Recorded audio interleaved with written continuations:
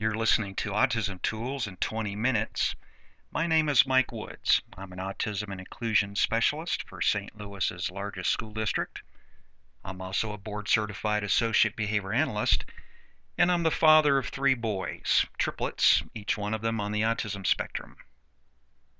Today's tool will be the First Then board. So why use a First Then board? The First Then board concept is mentioned as an effective strategy, a research-based strategy, an evidence-based strategy, and a variety of educational research and autism-related articles. That's important because there's no time to waste, so we don't want to be fooling around with tools that don't have an evidence or research base to them. We want to use things that have proven to be effective, and the First Then board is one of those tools. The First Then board is a visual support strategy that taps into the strengths of a lot of visual learners, children on the autism spectrum. I use First Then boards for children who have ADHD, Down syndrome, and a variety of other type of learners. The advantage of a visual support strategy is this. If I'm going to communicate a rule, and I do that, the moment that I quit talking, that is all the time that the learner has to process that rule. The communication is over with, and you've either heard it and you begin to act on it, or you haven't, perhaps because you have an auditory processing challenge of some type. You may be a child who doesn't attend very well, so you just didn't tune into everything that I had to say. That being the case, it would be very hard to be compliant with that rule. However, with visual support strategies, we take what we communicate verbally and we put that into pictures or objects in a visual type format. That way, even after we're done communicating the rule verbally, that rule is still available to be referenced visually. So a child, a learner, can still look at what it was that you communicated because it's in a visual format to continue to reference it so that they can act on it if they need that extra time to do so. In what settings can you use a First Then board? Well, First Then boards are used in any setting in which a rule or a sequence of activities needs to be communicated in a visual format. For example, you can use First Then boards at home. First, you need to get ready for a bath, and then you can watch TV. They can be used at school. As soon as you clean up in the centers area, you can then get ready to go outside. You can use them at church. After Sunday school, then you'll go to the worship service. And so a First Then board can be used to communicate a rule or a sequence of activities in a variety of settings. What can you use a First Then board for? Well, a First Then board is a visual strategy that's used to convey, one, a rule. For example, first you need to sit down, and then you can eat your snack. First Then boards can also be used to convey sequences of activities. For example, first we're going to go to Grandma's, and then we'll go to the park or the playground. Another thing that you can use a First Then board for is that they can be used for transitions. In 2 more minutes, we're going to get ready to line up to go outside. In 2 more minutes, you're going to put your shoes on so that we can go get in the car. And so First Then boards are also very useful for transitions. So what makes the First Then board work? Well, the First Then board, when used to convey rules, is actually based on the Premack principle. And the Premack principle states that a more probable behavior will reinforce or motivate a less probable behavior to occur. Or another way of putting it is that more preferred activities will reinforce or motivate less preferred activities to occur.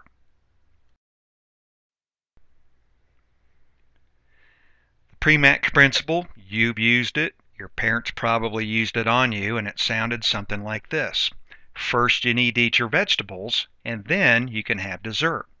Well, eating your vegetables would have been the less preferred activity, and dessert would have been the more preferred activity.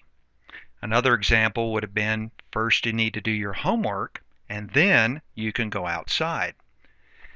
Doing your homework would have probably been the less preferred activity. And your parents, or perhaps yourself, use going outside, which is the more preferred activity, as the thing that reinforces or motivates the less preferred activity, homework. So the idea is to get your learner to do something less preferred by following it with something that's more preferred. The first then board. It is a visual depiction of the Premack principle. Now, you would use, in a first then board, you would use one picture to depict what your learner needs to do. That would probably be the less preferred activity. And then you would use a second picture to depict what will happen as a result of doing the activity depicted in the first picture. So a first then board to communicate or to teach rules typically has two pictures. One, the first thing that I want you to do, and the second picture, number 2, is the thing that you'll get to do after you've done the first activity as depicted in the first picture.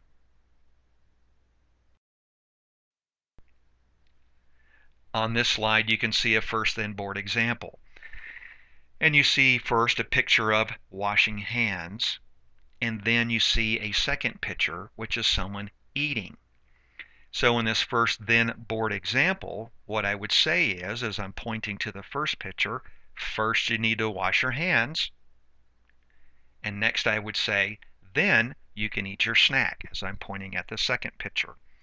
So I'm communicating a rule that first you need to wash your hands before you eat, because that's just good sanitation. And I'm using a visual support strategy, the first then board, in order to do that. I have a picture that represents washing hands, and then a second picture, the more preferred thing to do, would be to eat a snack or eat a meal.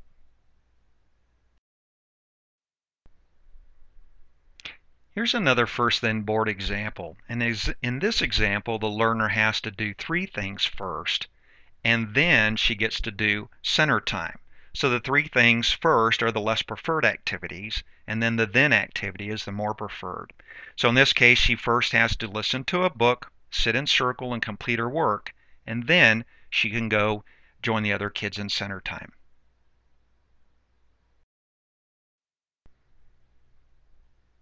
How to use a first then board, step 1. And step 1 is to make sure that your learner is able to understand what the objects or pictures that you're using on your first then board represent.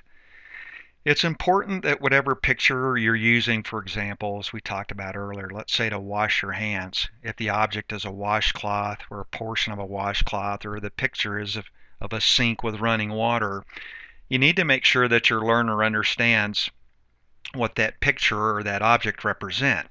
If not, then your learner's not going to know what to do. So in some cases, your first step is to help your learner to understand that a particular object or a particular picture that represents, let's say, eat, means eat.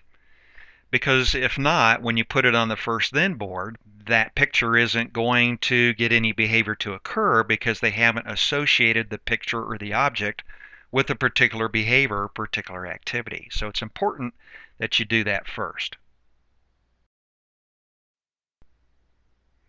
How to use a first then board, step 2, which is during the routine or activity in which the first then board is needed, show your learner the first then board and then say first blank and then blank. While you're doing this, while you're saying this, you want to point to the appropriate object or picture that corresponds to your words. So in the example of washing hands and then eating, I would say, first you need to wash your hands, while at the same time I'm pointing to the picture or object that represents washing hands. And then I would say, and then you can eat. And at that point, I'm pointing to the object or the picture that represents eating.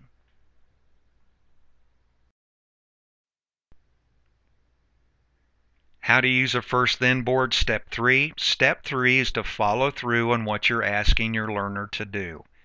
It is critical, and I'll say it again, it is critical that you require your learner to complete the first activity on the first then board before allowing him to do the then activity.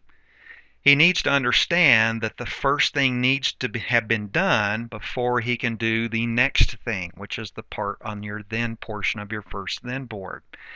If you don't do that, if you can imagine your parents saying, okay, if you don't want to eat your dessert, or if you don't want to eat your vegetables, you can still have your dessert, or if you don't want to do your homework, you can still go outside, then the first then board, or that pre-MAC principle, would have been totally useless because you would have learned, well, I don't need to do that anyways.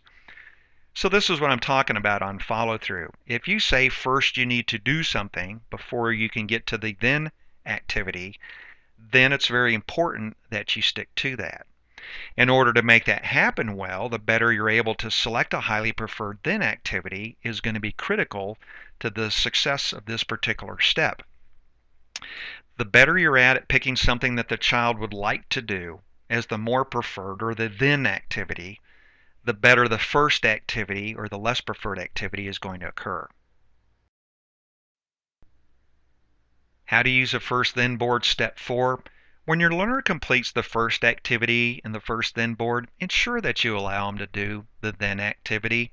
I know that makes common sense, but one of the mistakes that I see people do is to not follow through with the then or the more preferred activity.